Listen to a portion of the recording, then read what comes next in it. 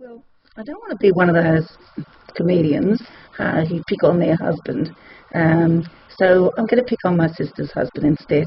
He's a lovely man, but it's just too easy.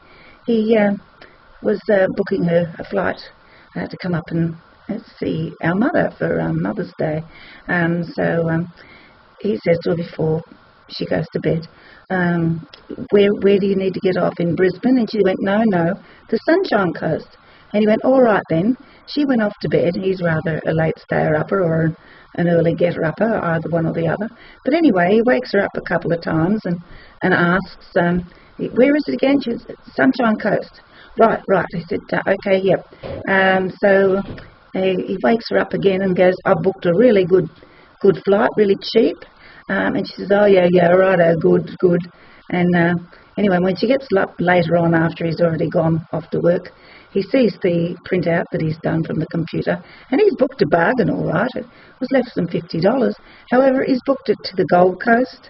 Now, when she told him, of course, it was far too late, so he had to grovel a bit, I suppose, and say he'd made a terrible mistake and what a fool he was. And as it was a woman on the other end of the line, he did actually get his money back and booked a flight to the Sunshine Coast. So, and then not that he does these sort of things often. He's very helpful around the house, and he's wonderful to my sister. He's did some renovating and some, maintenance around the house. Was fixing up their veranda.